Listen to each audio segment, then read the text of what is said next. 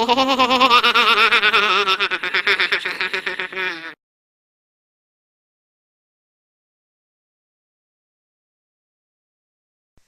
well, this is the last of my multi-part series on this creationist video that's annotated down there and in the description and such. You can see parts 1 and 2 annotated above me, right here. So make sure you see those before this one. And now that we have seen that, well, the creationists, scientists who are creationists are in a very small minority, as you saw in video 1. And all the books criticizing evolution that the video presented, many of them agree with evolution, just some of them not specifically with Darwin. Also, if you check the description and an annotation on the previous video, you'll note that Darwin Retired is actually the book Darwin Retried. I was just being dyslexic or something, and I missed that. So, I edited that. Thank you, Black Platypus, I think is his name. Alright, on to video 3! As Science Digest reported over 30 years ago, scientists who utterly reject evolution may be one of our fastest growing controversial minorities. Many of the scientists refuting evolution hold impressive credentials in science. Science Digest? Oh no! Not a peer-reviewed scientific journal. Wait. Just kidding. Science Digest is not a peer-reviewed scientific journal. Here's what our good friend Wikipedia says about Science Digest. In November 1980, the magazine was expanded to an 8 blah blah blah blah blah blah blah blah. It was issued bi-monthly with a circulation of about 500,000 copies. At first, it tended to favor breathless cover titles and often turned to pseudo-scientific topics, including spontaneous human combustion and UFOs.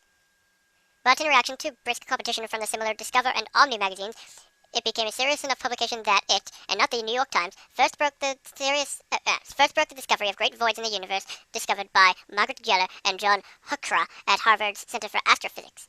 The change did not seem to help, however, given the competition in the same subject areas by Discover and Science 80, and the magazine ceased publication in 1986. Now, the video mentions how this was in a publication over 30 years ago. However, Science Digest, 30 years ago, by the way, as you all should know, was 1980.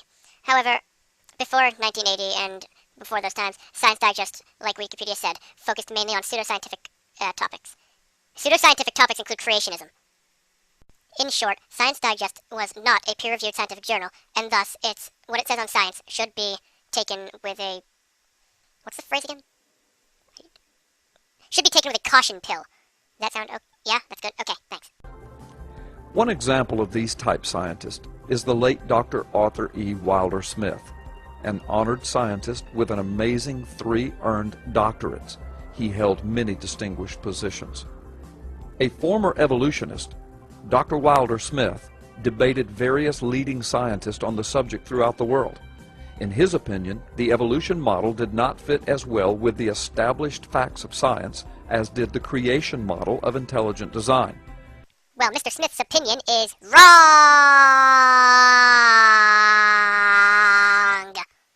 Dr. Smith is a grade A idiotic ignoramus moron.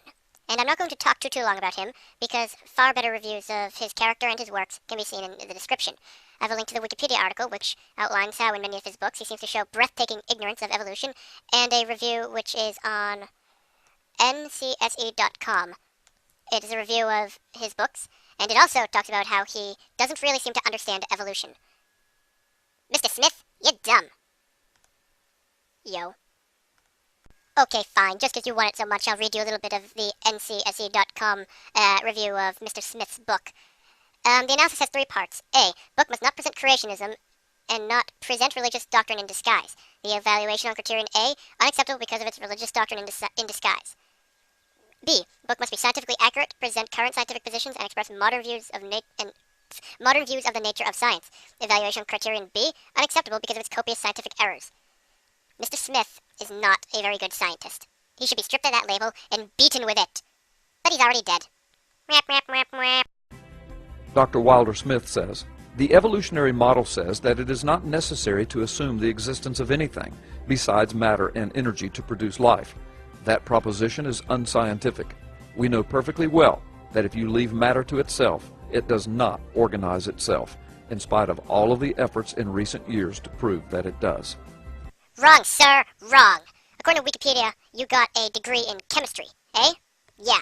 Well, guess what? when matter organizes itself in that way that you said it doesn't, that's all chemistry. That's all abiogenesis is. Chemistry. Chemistry! There's a link in the description to a bit of a something from a textbook website that shows an animation of abiogenesis. It's from McGraw-Hill textbooks. Mr. Smith is not a reliable source for science. Science! Science! Secular researcher Richard Milton, a British journalist and writer and author of Alternative Science, Challenging the Myths of the Scientific Establishment, says, You gotta love alternative science and things like that. Here are a list of things that Mr. Milton advocates are real, according to Wikipedia. According to Milton, cold fusion is a real phenomenon. Furthermore, the standard solar model is flawed, and the sun may in fact be powered by a cold fusion process. Alternative medical concepts, such as bioenergy, homeopathy, and iridology, are scientifically valid. Paranormal phenomena, such as psychokinesis and remote viewing, are real. There's evidence for the I've never read this word before. Luminiferous ether. There's evidence for the luminiferous ether, but is ignored because it contradicts the theory of relativity. Milton's claims have been criticized as pseudoscience by philosophy professor Robert Carroll. Milton is not good to listen to if you want to learn about real science. Oh, and on a final note, Mr. Milton is not a scientist. He is a journalist and a writer. Evolution's ascendancy in science, both in Britain and America, has been waning for several decades as its grip has weakened in successive areas. No, it hasn't. And I will try to link in the description videos that show that it hasn't weakened in the following areas that he will suggest in a moment. Right about now. Geology. Wrong. Paleontology. Wrong. Embryology. Wrong. Comparative anatomy. Wrong. Now even geneticists are beginning to have doubts. Wrong. It is only in mainstream molecular biology and zoology that Darwinism retains serious, enthusiastic supporters. Stop lying! Yes, we know that in many ways Darwin was wrong. However, Darwinian natural selection is not wrong. As growing numbers of scientists begin to drift away from neo-Darwinist ideas, the revision of Darwinism at the public level is long overdue, and it is a process that I believe has already started. Well, of course, evolution and Darwinism and natural selection and science and such are being revised at the public level. I mean, honestly, that's what science is. Science advances, and when it advances, it gets revised. Okay? Anyway, that concludes the movie. Video, whatever. I've shown it to be an incredibly dishonest piece of creationist propaganda that really is one-sided and tries to blow everything out of proportion. I hope you enjoyed the series. Peace out, home dogs!